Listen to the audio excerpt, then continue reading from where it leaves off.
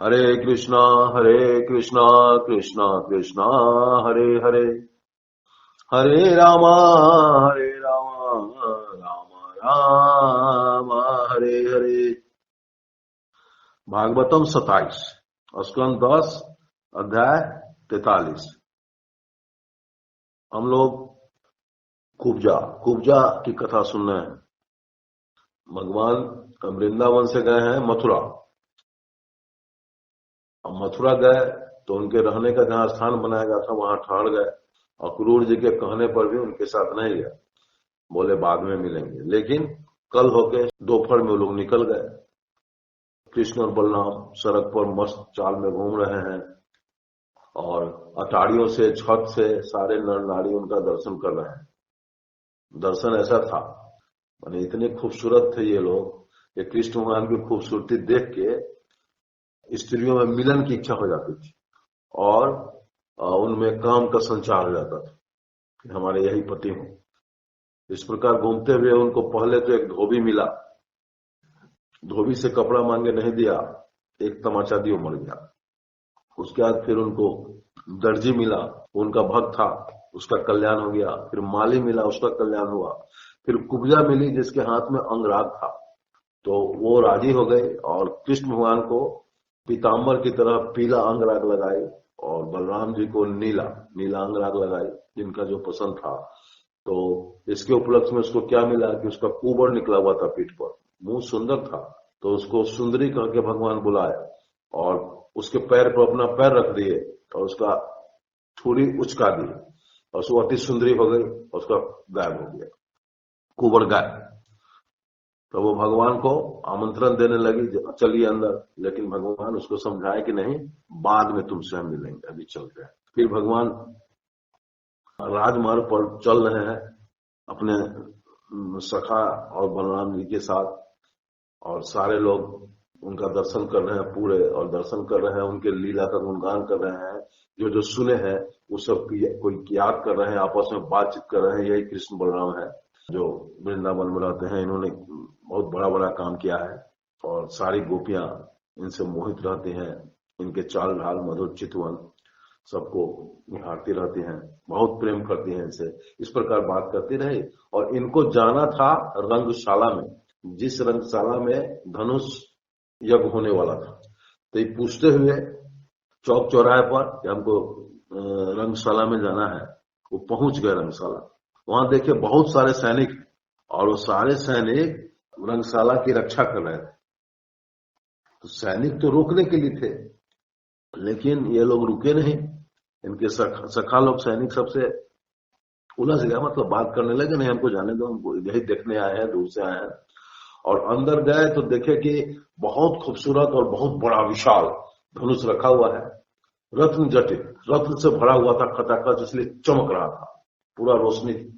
तो कृष्ण जी अनायास से क्या किए कि उस धनुष को उठाए तो टूट गया।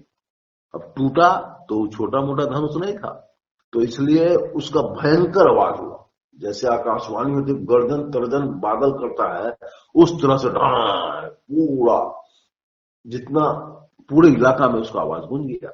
सब लोग थर्रा गए कि क्या हुआ भाई। लेकिन कंस तो समझ गया कि मेरा धनुष टूटा, तो बहुत डर गया। कंस बहुत डर गया कि अब धनुष टूट गया, अब लगता है कि इसी से हमारी मृत्यु लिखी हुई है। और डर के मारे बहुत घबराने लगा कि अब क्या करें नहीं करें। लेकिन वो तो मारने का सारी व्यवस्था कर चुका था पहले से, तो रात भर बेचैन रहा, घबराता रहा। लेकिन सूरज का उदय हुआ तो थोड़ा संभला, चूंकि मल्ल क्रीड़ा सुबह से आरंभ होने वाली थी, तो नगाड़े बजने लगे। बहुत सुबह से ही होने वाला था, तो बड़े बड़े नगाड़े बजने लगे। और कृष्ण बलराम स्नान किए और स्नान करके वस्त्र आभूषण जो पहनना था सब पहन के वो लोग नगाड़े की आवाज सुन के चल दिए रंगभूमि की ओर। मल्ल क्रीड़ा के लिए सारे जो पहलवान थे पूरा अभ्यास करके अपने शरीर को बना के और वहां उपस्थित थे। तो तुरही भेरी जब सब बजने लगा, नगारा मतलब शुरू होगा, प्रजा के लिए था कि सारे लोग आ जाओ। अब पूरा स्टेडियम की तरफ कुर्सियां लगी हुई थी, लोग आके बैठने लगे। अब जब कृष्ण बलराम उसमें जाने लगे तो एक बहुत बड़ा हाथी जो 10,000 हाथी का बल रखता था वहां खड़ा है। तो कृष्ण बलराम उस पर एक उसका महावत है, उसका मालिक, उसको चलाने वाला।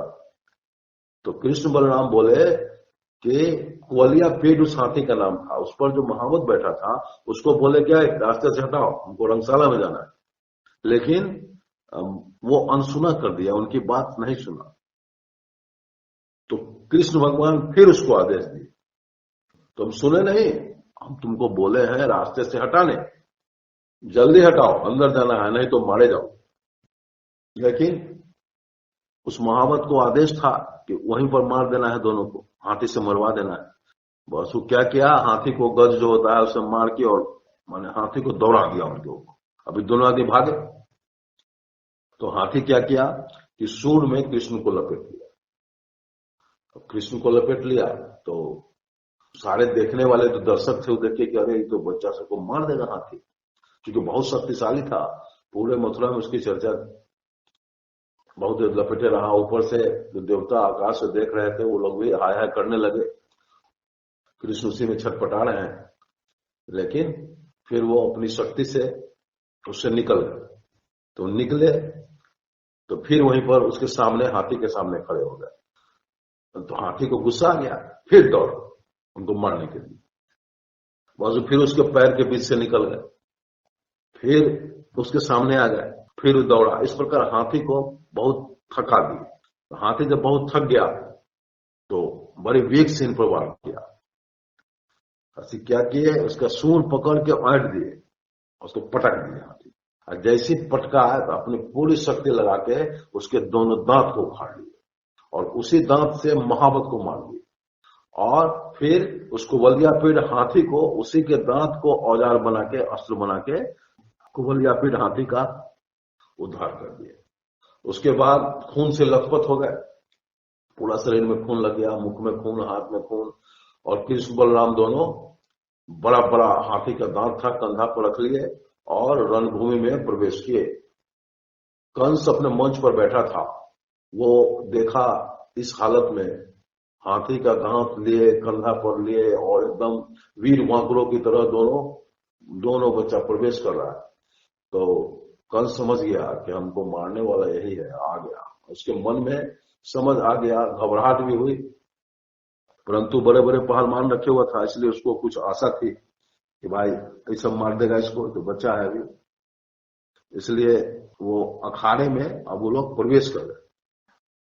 वहां सारे जो शरीर बनाए हुए थे, चाणूर मुष्टि के लोग, बड़े बड़े पहलवान थे, उनका शरीर ही देखने से लगता था कि वज्र का बना हुआ है। वो आ गए उनके सामने लड़ने के ख्याल से, ताल ठोकने लगे। तो ये कृष्ण जो बलराम जी जो अंदर घुसे थे, तो इनको सारी प्रजा को दर्शन होने लगा। क्या दर्शन हुआ, पहलवानों को दर्शन हुआ कि बहुत वज्र से भी ज्यादा कठोर पहलवान है।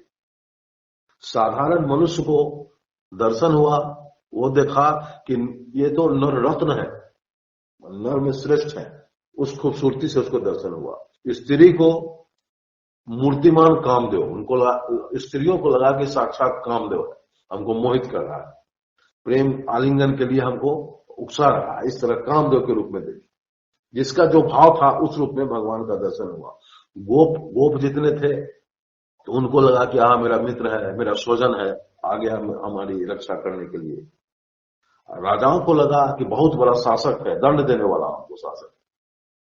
अब बड़े बूढ़ों को लगा कि यही कंस की मृत्यु है, अब कंस का जाना तय है। योगियों को लगा कि परम तत्व है, यही परम पिता परमेश्वर है, इन्हीं के लिए हम योग आसन प्राणायाम करते हैं, यही हमारे सब कुछ है। और ब्रह्म लोक से जो आए थे उनको लगा कि इष्ट देव है। इस प्रकार जिसकी जैसी धारणा थी भगवान में, वैसा ही उसका दर्शन हुआ। और इधर प्रजा आपस में बात करने लगी कि ये इन लोगों को समझो कि ये आदमी नहीं है, भगवान है। वो बहुत बल रखते हैं। इतनी बड़ी राक्षसी थी पुतना, उसको यही कृष्ण मारे। उसका तृणावर्त गया है, जिसका मथुरा में नाम था, इतनी शक्ति थी, उसको भी यही मारे। बकासुर जो पुतना का भाई था, उसको भी यही मारे। बकासुर के बाद जो अजगर बन के गया है, उसको भी अगासुर को यही मारे। उतना बड़ा प्रलंबासुर, धेनुकासुर, उसको यही इनके बड़े भाई बलराम मारे। इस प्रकार उनके गुणों का चर्चा हो रहा था वहां, और उनकी माता पिता सब लोग बैठे हुए थे वहां स्टेडियम में, तो सब लोग सुन रहे थे। तो माँ को लगा कि भाई मेरा बेटा अभी इतना बच्चा है और इतना बड़ा बड़ा पहलवान इससे लड़ रहा है, चाणूर मुष्टि की सब।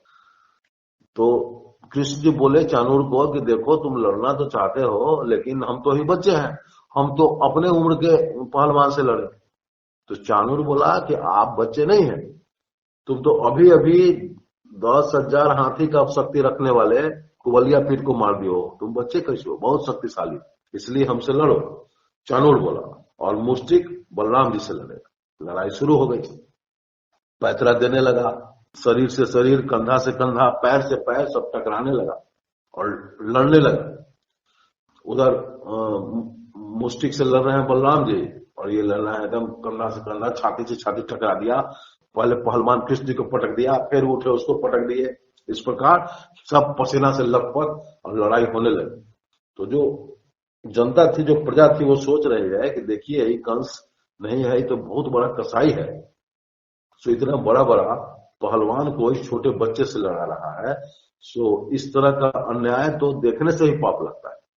तो इस अन्याय को या तो निमंत्रण के बावजूद भी नहीं आना चाहिए देखने, या आ गए तो वहां से चला जाना चाहिए, और नहीं तो वहां पर अगर कुछ हम इसका समर्थन करते हैं तो सारे पाप के हम भी भागे।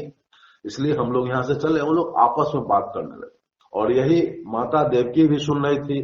वो भी देखी कि भाई मेरा छोटा बच्चा कोई लड़ा रहा है उतना से। कृष्ण जी सबकी बात समझ गए कि सब बेचैन है, विवल है, और सो मुष्टि चाणूर को पकड़े और उसको नचाने लगे। नचाते नचाते उसको अंतरिक्ष में नचाए, उसका प्राण वहीं उड़ गया, शरीर पर गिरा, नीचे गिरा, धड़ाम, मृत्यु हो गई उसकी। और मुष्टिक लड़ रहा था उनसे, मुष्टिक को कुछ नहीं किए। दोनों आदमी लखपत थे, बलराम जी और मुष्टिक। एक मुक्का जोर से मारे, मुष्टिक खत्म हो गया। उसके बाद इसके सल तौसल सब और पहलवान सब थे, इसके अनुसव उलट दौड़ा, सबको एक थप्पड़ एक मुक्का में साथ सब खत्म हो गया। अब कंस ऊपर से घबराया और गुस्साया, तो कंस चिल्लाने लगा अपने रंगमंच से, मारो, काटो, सबको भगाओ, किसी को छोड़ो नहीं, वासुदेव को मारो, कृष्ण, इन दोनों को मारो, चिल्लाने लगा। और कृष्ण जी सीधे कूदे एक बार और उसके मंच पर चले गए। मंच पर चले गए तो पहले से घबराया ही हुआ था, उसको उठा के फटक दिए, मंच से नीचे फेंक दिए। कंस का मुकुट टुकुट कहाँ गिरा, पूरा आभूषण बस रत्न इधर उधर छिताया, और नीचे जो फेंके, ऊपर से फिर तीनों लोक की शक्ति लेके उसके शरीर पर कूद गए। हाँ, बस कंस का अंत हो गया, उसको प्राण उड़ गया। और उसके बाद ये कृष्ण बलराम के जितने ग्वाल बाल सखा थे, सब उसका पैर पकड़ के अब पूरा घिसियाने लगे। पूरे रंगशाला में उसको कुत्ता की तरह घसीटा गया, कोई लात मार रहा है, कोई कुछ कर रहा है। इस प्रकार कंस का अंत हुआ।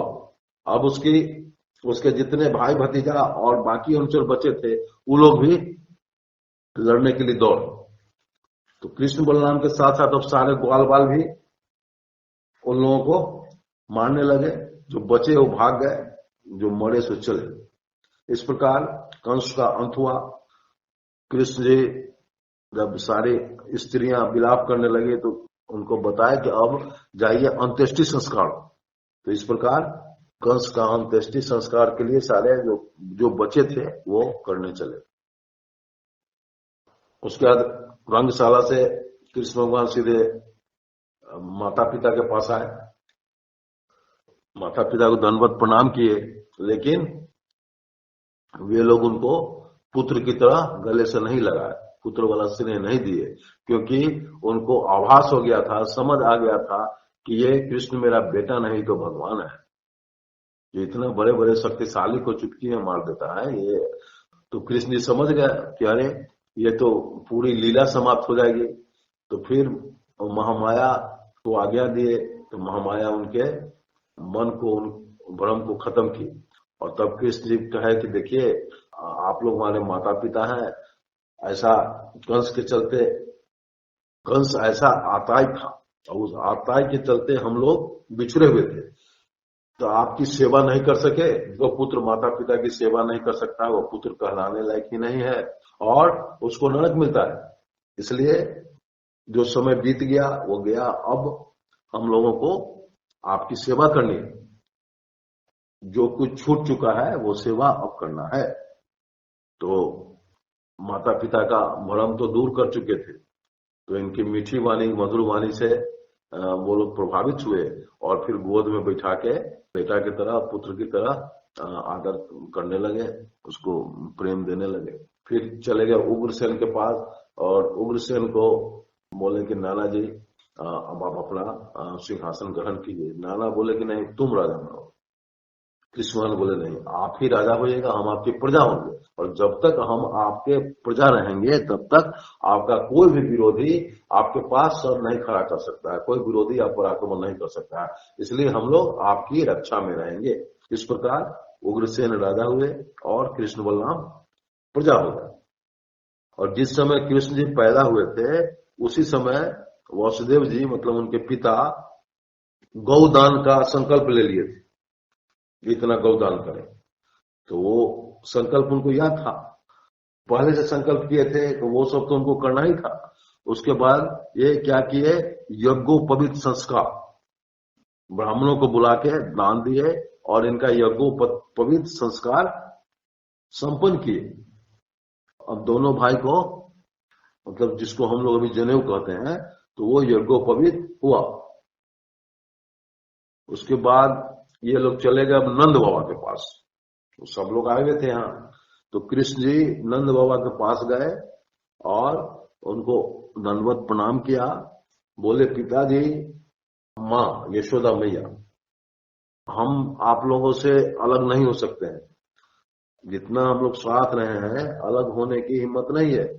माता आपका प्रेम जो है अलग रहने की आज्ञा ही नहीं देता है, पर यहाँ जितने भी लोग हैं सब कंस के अत्याचार से सताए हुए हैं, इसलिए हमको यहाँ कुछ दिन रहना पड़ेगा, इन लोगों का दुख दूर करना होगा। तो पिताजी इच्छा तो नहीं है, नंद बाबा को कहते हैं, लेकिन दुखी आप सब लोग भी होंगे, हम भी होंगे, इसके बावजूद हमको यहाँ रहना पड़ेगा, हम साथ नहीं जा सकते हैं। इनका दुख दूर कर तब मैं वृंदावन आऊंगा। इस प्रकार समझा बुझाकर वस्त्र, आभूषण, धातु के बर्तन, जितने भी सामग्री थे सब देके नंद बाबा को, बाकी गोप को, अपने जशोदा मैया के लिए सब कुछ दे के उन लोगों को विदा किए। इच्छा नहीं रहने पर भी नंद बाबा अपने गोप के साथ फिर चले गए अपने घर। इच्छा तो थी नहीं लेकिन उनको जाना पड़ा। अब क्या है, कश्यप गोत्री, काश्यप गोत्र के संदीपनी मुनि, उनके आश्रम में इन लोगों को भेजा गया पढ़ने के लिए, विद्या के लिए, गुरु आश्रम। संदीपनी मुनि के आश्रम में वो जितनी विद्या पढ़ाते थे सब में ये लोग और बाकी विद्यार्थी में अच्छे थे, और 64 दिन लगा, 64 दिन में ये लोग अपने गुरु की सारी विद्या पढ़ लिए, याद कर लिए, गुरु जैसा चाहते थे वैसी पढ़ाई किए। और अंत में गुरु को दंडवत प्रणाम करके आज्ञा मांगे, दक्षिणा कहा जाए, दक्षिणा देना है आपको। तो गुरु जी अपनी पत्नी से विचार किए तो दक्षिणा मांगे, बोले मेरा एक पुत्र मर गया है, उसको ला दो। अब ये लोग समझ गए, दोनों भाई कृष्ण बलराम सीधे समुद्र में चले। समुद्र रत्नों की थाली लेकर इनके सामने आ गया, स्वागत में स्तुति किया, विनती किया, आज्ञा हो, क्या करना है। बोले मेरा गुरु पुत्र लौटाओ। तो समुद्र बोला कि मेरे मेरे में माने मेरे समुद्र में 5 जन राक्षस रहता है, वही आपके गुरुपुत्र को लिया होगा, मेरे पास नहीं। तो कृष्ण जी गए, 5 जन राक्षस को मार दिए और वही शंख लिए, ये जो इनका अपना शंख है 5 जन बजाते हैं। तो उस राक्षस के मौत हो गए और उसके बाद ये चले गए संजीवनी पुरी। संजीवनी पुरी में जाके शंख बजाए। अब शंख की ध्वनि सुनकर प्रजा सहित यमराज आ गया, पूरा स्वागत की थाली लिए हुए, प्रभु आज्ञा किया जाए। तो बोले मेरा गुरु पुत्र लाओ, वापस लाओ, जल्दी लाओ, मेरे गुरु जी को जरूरत है। तो लाके दे दिए यमराज इनके गुरु पुत्र। अब गुरु पुत्र लेके सीधे उज्जैन आ गए।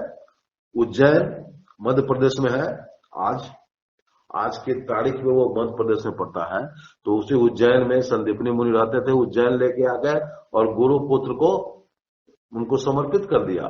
गुरु माता दोनों बहुत खुश हुए और बहुत आशीर्वाद दिए। बोले कृष्ण जी की और कोई सेवा?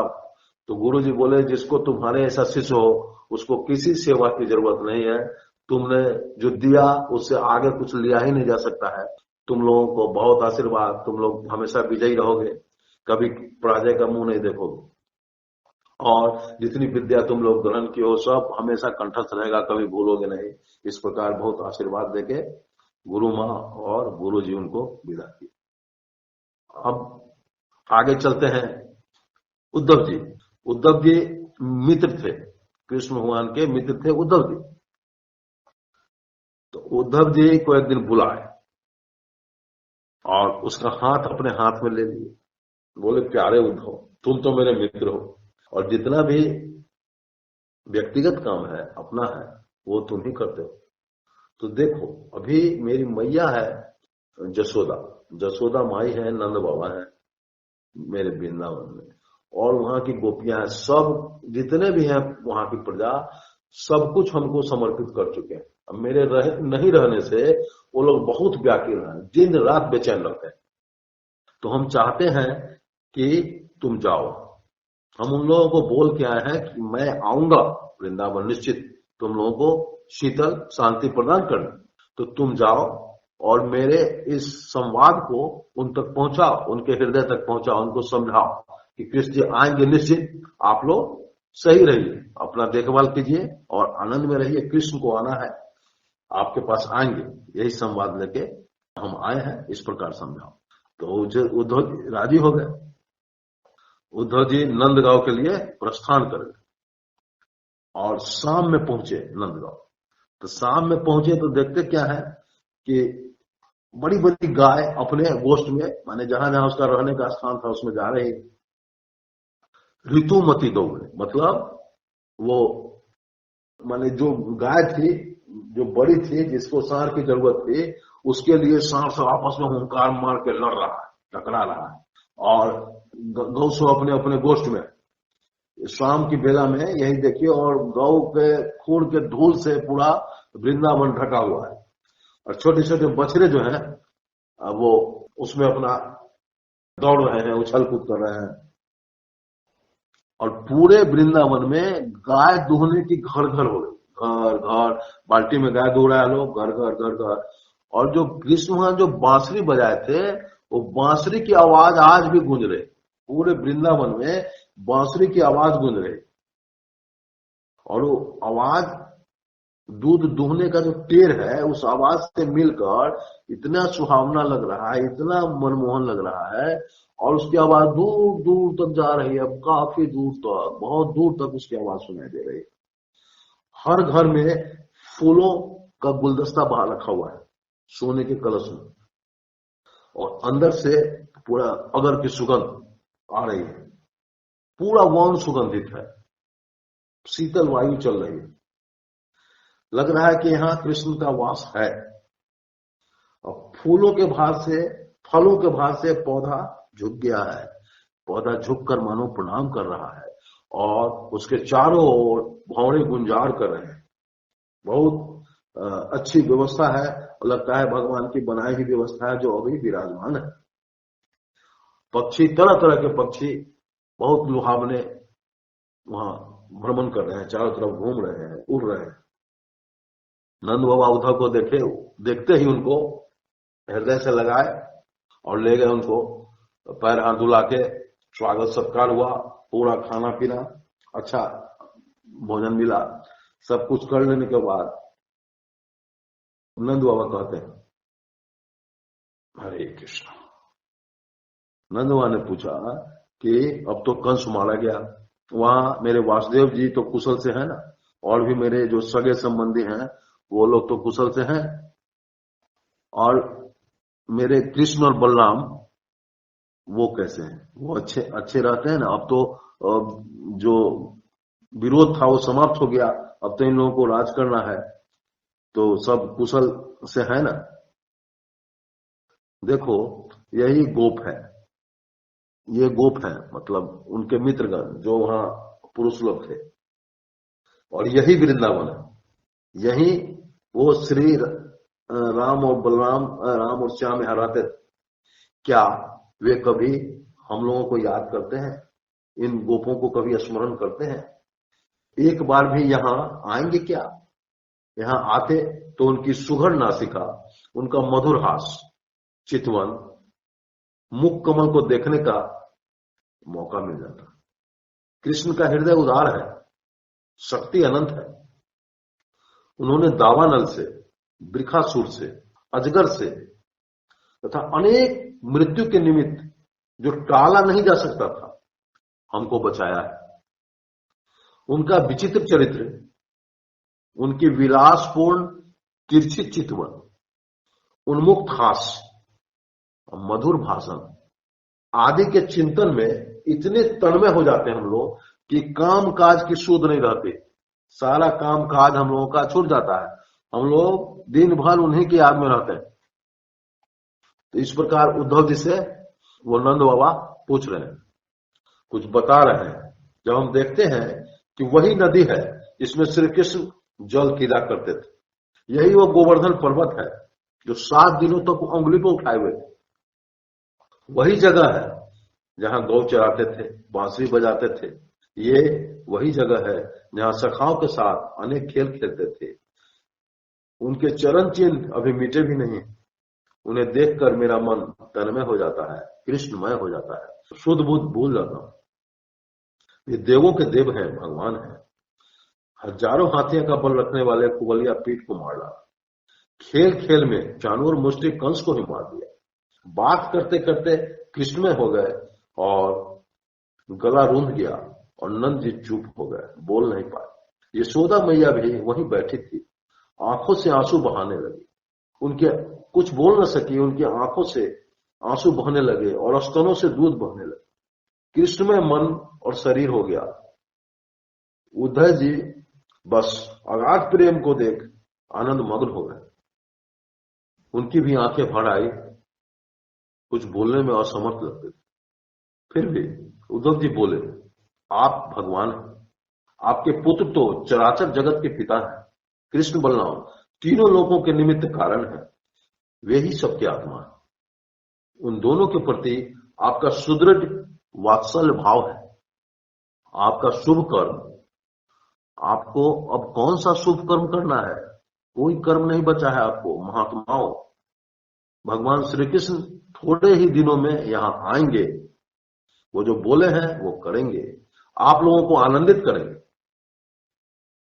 कंस को मारकर आपको बोले हैं मैं आऊंगा, तो आएंगे और ब्रजवासी को आनंदित करेंगे। इसी के लिए मुझे भेजा गया है। हम इसीलिए आए हैं कि उनकी बात को दोहराने। उनमें क्या है कि एक शरीर के प्रति अभिमान नहीं है, इसलिए प्रिय अप्रिय, अपना पराया, उत्तम अधम कोई नहीं है, उनके लिए सब बराबर है। लेकिन सिर्फ भक्त साधु के कल्याण के लिए ही आते हैं। जो उनके प्रेमी हैं, साधु हैं, संत हैं, उनके लिए, अपने प्रेमी के लिए ही आते हैं। कृष्ण से अलग कोई वस्तु नहीं है। इस सारे जगत में अगर कुछ है तो सिर्फ कृष्ण है। बात करते करते रात बीत गई। ब्रह्म मुहूर्त में गोपियां उठी, अपने नित्य कर्म आदि से दही मंथन सब करती थी, और उस मंथन की ध्वनि फिर एक साथ पूरे गांव की होने लगी। तो उस मंथन की जो आवाज थी वो अमंगल को नष्ट कर रही है। और वो दही मंथन और दूध दूहने की आवाज एक ध्वनि नहीं है, वो अमंगल को नष्ट करने वाली भगवान की सुरीली ध्वनि है, उनका आशीर्वाद है, उनका प्रेम है। इस प्रकार रात बीता, भुवन भास्कर का उदय हुआ, तो गोपियों ने देखा कि सोने का रथ लगा हुआ है, सोने का रथ नंद बाबा के यहां लगा है। तो एक गोपी बोली कि फिर अक्रूर आया है क्या? तो बोला अक्रूर अब क्या, कंस का पिंडदान कराने आएगा, हम लोगों को ले जाके, तो अक्रूर आके क्या करेगा। इस प्रकार आज का समय समाप्त होता है। हरे कृष्णा कृष्णा कृष्णा हरे हरे, हरे रामा रामा रामा हरे हरे।